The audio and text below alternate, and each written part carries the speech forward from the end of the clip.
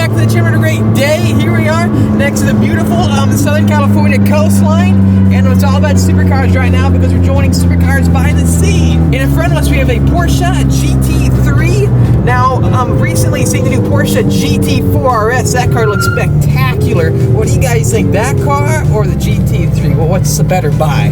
Oh my gosh, it's a wide body C8 with the big high spoiler.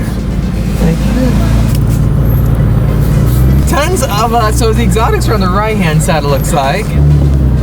And here we got the McLaren parked with the whole supercar lineup, but joined by us is Carl Brower, his Ford GT. We'll have to catch up with him. Hey Carl, we're gonna figure out what makes a track car, right? Right. And a good place to start are the tires.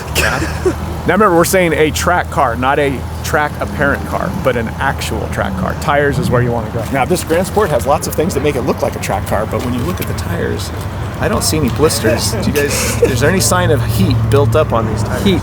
Well, let's see your Ford GT, Carl. You went to the track recently. Let's go compare those tires to my tires, and we'll see which car went to the track. You're telling me big wings and all these special badges don't signify a track car. It's weird. You know, you almost are thinking that, look, the guy got serious about downforce and graphics. And we all know each graphic adds a couple tenths to your lap time. So he's got all those graphics too. Okay. Your Ford GT doesn't have any graphics on it, does it? No, I know. I don't have any graphics. Think how much faster I could be if I started putting track graphics on my car. I think majority of people don't go to the track. I think that's the overall summary. Well, it's things. It's a sad case that there's cars that have a certain level of ability. It's like our brain, right? They say that we use like 6% of our brain. Most of these owners use about 6% of the car's capability. So it's unfortunate. So I can see your Ford GT is looking pretty stellar right here, Carl. We tried to clean it up for the shows, you know. So what track did you go to recently? I went to Apex Motorsports just outside of Phoenix. And you're actually tracking a Ford GT. So many Ford GTs dude, I don't see tracking. Crazy. It's been on the track. What am I doing? What do you do? Oh, the resale value. Oh my God. You beat on it. That's the code name they like to say. I just lost my mind, man. Why don't I just blow myself up right now? Oh my gosh. But yeah, look, dude, looks awesome. I think it got hot. Yep, exactly. I think it got hot.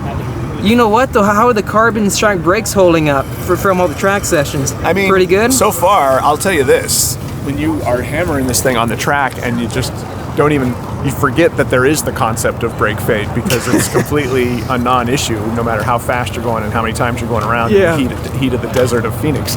It's pretty cool. I mean, at some point it dawned on me on my last track session. It's like, oh yeah, brake fade. Oh well, I guess that's not really an issue here. Well, you know, it's funny. A friend of mine told me it's a Ferrari, a challenge car, and he said how each lap in the challenge car costs him like $50 with the brakes because it's like $4,000 for like pads and like $20,000 for the whole rotors. Yeah. And each time you're braking, you're just throwing away the cash. Yeah. You need like little dollar bills that go like out from the wheel. That's not what it's about though, right? You gotta use it for what it's meant for. Let's check out that storage compartment if you don't mind, Carl. Oh my gosh. Let's show it off. So obviously when they were designing this car, main focus was to, you know, make a very straightforward and practical vehicle, right? Yeah, practical. I mean, it's the ultimate, you know, you want to go out for the weekend and bring everyone with you. Well, you can fit a good amount of stuff back there, right? Storage space. You lose about a quarter of it in roadside emergency kit, you know, with your tow hook and your owner's manual and your tire repair kit. You know what? I'm guessing you could get like a foldable golf club stick, right? Just kind of shrink it up, or maybe break one apart, put it back there, and then just rent the rest. They have those like those fishing poles, you know, that are only like this long and they extend. If there's a golf club like that, then we could go golfing in the car. There you go. Great seeing you and your Ford GT, man. As always, we got to meet up for the next track event, Laguna Seca. You down? Dude, every one of those laps is going to cost me like $40, you know? It is my favorite track, and this hasn't been on that track yet. So yeah, I do need to take this on Laguna at least once. I had my other one on Laguna. My 05 was on Laguna. It was the first track I took it to, and I have not recreated that here yet. Well, I think in summary, this is going to go down as the most driven Ford GT, the new one, that I've personally ever seen. Crossed 9,000 miles a couple of days ago, so it's being used. And you're not a flipper, that's the best part. That's right. And here we have an amazing Porsche 918 Spyder, one of the only other cars that has vertical exhaust pipes out the back, which are just so cool to see. I saw one of these recently in Monterey for a car week, but in general though, major fan of this car. Wish my car had the active aero on it, but anyways though, checking it out down below, Cup 2's on this vehicle.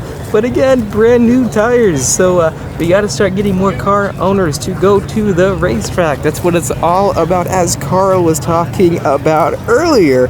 But in general, though, this lineup is just so awesome out here to see. Even another Ford GT right there. And check that out down there. This is definitely a spot you need a PPF similar to the Ford GT.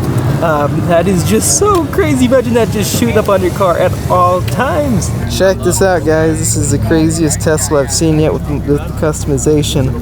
Carbon fiber everywhere, custom leather, even a custom, what is that, like gauge cluster right there in the middle. But I've been seeing really insane builds lately for Teslas. But driving the Plaid recently, that was an insane car. But making a track focus would be something even more next level.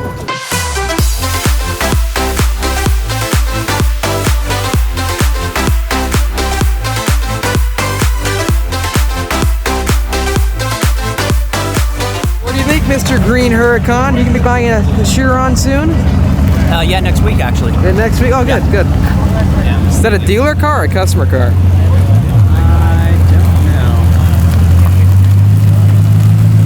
know. It's a customer car. Wow, that thing is insane. The tires are barely bigger than the CA Z06. It's got 355 25 ZR21. Z06 has got 345 25 ZR1s. How does the Z06 have almost as wide of tires as a 1500 horsepower Bugatti? That's insane. How much money do you think it costs a mile to drive a Bugatti Chiron? You know what's crazy? This blue on this Chiron looks a lot like the shark blue of a 992 GT3, and given that both are owned by a Volkswagen, what do you guys think? Is this the same color as a 992 GT3? It looks so similar, doesn't it? Shark blue, I'm telling you. Yep, Cup 2R. So essentially the same tires that the Z06 runs, the Z06, Z07 model, but instead this one does not have carbon fiber wheels, but 355. So if I can find the number, it's way down there on that side, but 355 25 by 21s. And here we have a Lamborghini Huracan Evo next to another Huracan. This is a LP610, I believe, and a 580 way down there. But in general, looking at this entire lineup of every model, looks like Performante.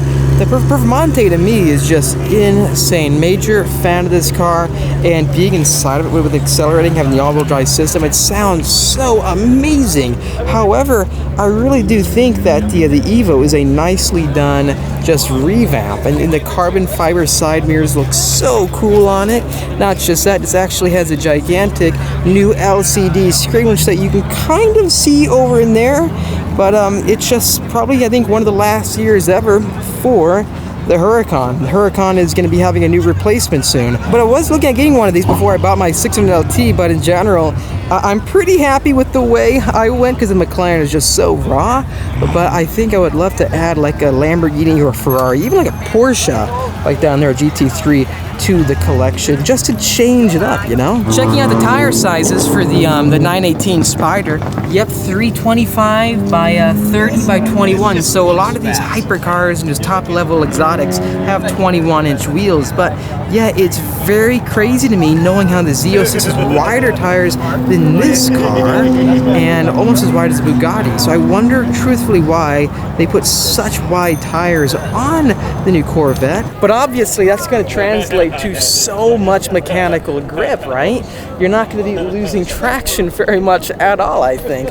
It's kind of overkill to me, but I guess we're just going to see how it drives on the racetrack, especially having the Cup 2Rs. It's not just that you're the widest tires ever on the new Corvette, but then you have the most sticky tires ever. Pure, just full-on hot lap tires for the Nürburgring. So it's probably going to be a level of grip that we've never seen before with any American car, minus like the Ford GT, in my honest opinion. And by the way, if you are waiting for a Christmas present, pretty good odds it's way out there in the ocean on ship 1, 2, 3, 4. I don't even know, there's 1,000 ships out there, and all of your amazing Christmas gifts are just sitting on them. You know what, Carl? This is exactly how you do it, right? With the Vertical Door Club. Tell me about it. very different from the old one, right? Where it opened traditionally and it took half the roof with it, and if you were not careful, it would take half your head when you were getting in and out. Do you miss it at all, the old one? I undeniably miss it. Undeniably? Yeah, undeniably miss it. It's a fabulous car. The 0506 is a fabulous car, but this is a fabulous car too, so when you've got a conundrum of which Ford GT you like better, that's a good one to have. Well, you know, I gotta ask you actually, since we're on that topic. Yeah. Since you owned a previous Ford GT and now you have the new one, and you've had this for, you know, a good while now. Yeah. Do you think the move to the EcoBoost was the right move to make? I don't think that's not a yes or no question. I think if they wanted to win Le Mans with a race engine that pointed the direction toward their future, then it was the right move to do, because they did that. You know, they'd proven that engine in the 24 hours of Daytona on terms of durability, and then they put it in a production car that was also a race car, and they proved it again at Le Mans. So if they want to tell the world that 3.5 liter V6s and twin turbo V6s can do everything V8s used to be required to do, yeah, I think they did that. If you're saying ultimate long-term investment potential for a car, which sadly far too many people is all the way they think of a car, but if you're one of those people, then no, the V8 probably would have been better for long-term, you know, investment purposes. But I'm just dumb enough to think about how the car drives and handles and how much fun it is to drive. Yeah, dumb enough. And guess what? It's really a good car on both the street and the racetrack. So. Well, you know what's funny? The funny thing is, a lot of guys would say like, "Oh, the old one's better than the new one because the sound and having a V8 and stuff." But think about it, this new engine is better in pretty much every way because it weighs less, you have more power, right? Essentially, the car is lighter, it performs better in every single attribute. It's narrower. Here, walk with me for a second. My favorite angle of this car is the rear of the car, where you can see the teardrop effect of the passenger side. So look at the car. Center does it, but actually off center, I'm almost sometimes thinks a little bit better. But see how that. What's the widest part of this car? The widest part of this car is where two humans have to sit next to each other. They made the car just wide enough for two humans and their shoulders to fit inside the cabin. And as soon as you're past that point, wham, it comes together right back here. It would not have come together that aggressively and that rapidly if there would have been a V8. And that's part of the whole aero that they did, and they did the aero to win at Le Mans, and it won at Le Mans. So they did exactly what they wanted to do with a design that worked exactly the way they needed it to work. Well, you know what? One major thing I do want to highlight before this video ends is these two cars symbolize a formula that is not really seen too often in the entire performance car world, because when you look at them, your car, essentially a Le Mans car for the street, right? Uncompromised. It's got a carbon fiber tub. One of the #1 focuses was keep it as light as possible, and that's exactly why I got my McLaren, right? Because I applied for this car, it didn't quite get accepted, but this was the lightest supercar you could buy that was similar to this when it comes to horsepower output and etc. This vehicle, a 600T, you know, it's under 3,000 pounds, and your car is pretty close to that weight caliber as well. So when you look at new performance cars, adding weight is not the answer. You know, just because you add horsepower to it and extra cooling and wider tires, you need to focus on weight, because having lighter supercars like these, every aspect is better about them. Yeah, and you know, they've been saying it, you know, what was it, Colin, the guy who started Lotus, saying weight is the enemy, you know, and if the car goes faster in every way, it doesn't just accelerate faster, it brakes faster and it turns faster when it weighs less.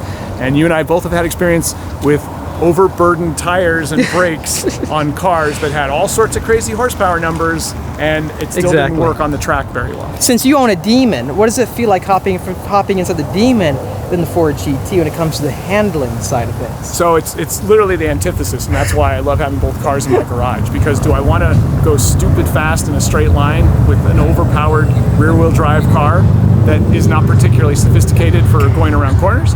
Or do I want to go in an extremely sophisticated advanced design and go around corners and stop repeatedly without ever having brake fade on racetracks? And I can hit both ends of that spectrum with just two cars. So that's why that's the best thing. I love having that combination and all. And I grew up as a muscle car guy. My first love of cars was American muscle cars. So the Demon literally is like 15-year-old Carl's dream car. There's nothing like it still to this day. It's just ridiculous. I mean, it pulls the front wheels off the ground, okay? It can pull the front wheels off the ground if you have enough traction when you launch it. And yet, the other thing that's great about the Demon is everyone assumes that besides going in a straight line, it's terrible. If you stay off of like less than a fourth throttle, It doesn't get particularly bad gas mileage, and it's really? comfortable. The rear seat is very functional. The trunk is very functional. I didn't know that. If I wasn't using the Nittos, which are kind of scary in the rain, but if you put on, and there's a set of tires I've already gotten for it from a dealer option that you can get that gets normal tires on it, not drag radials. Drive it daily. If your focus is off that American muscle car vibe and just emotion, the Demon perfectly embodies that. Yes. But then if you want a race car for the road, a track car, right? Having it be lighter, also you can run skinnier tires all around, right? Because this car, stock from the factory, comes with 285s, which is just insane, but I put on the 305s. But like, you don't need massive rubber too, because since the car is lighter itself, consumables are down, and also the contact patch needed goes down. So overall, yeah, you're right, it just transforms a vehicle in every Well, and a single lot way. of people think that bigger meats is always better, bigger, bigger, better. And again, we're back to that thing. It's like, well, every extra, millimeter of width on rubber is more resistance. Oh yeah, more rolling resistance. More weight, more expensive when you have to replace it. So if you can change directions, accelerate and stop with a smaller tire patch versus a bigger tire patch, everything else being equal, smaller tire patch is better. Here's what they did that was very interesting with the 600LT, and I think they did with maybe your car too. They could have fit much wider tires, but they widened the track instead. Right. And by doing that you can save that weight. Yeah, which is also a fabulous way to make a car more stable, is to have as wide a track as possible, but not necessarily as wide a wheel. Well, you know what, Carl, dude?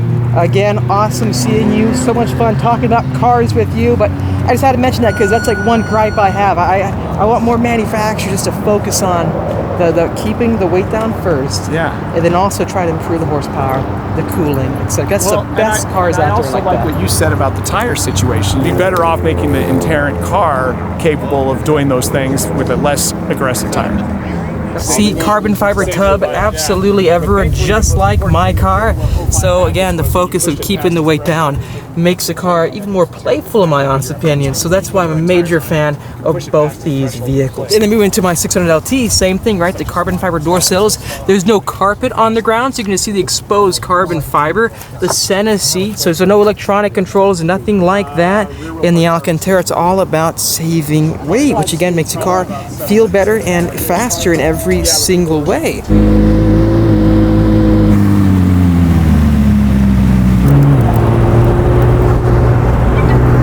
Anyways, thanks for watching this video. If you liked it, make sure to hit that like button to help me out. Also subscribe for much more great content coming out your way. I'll see you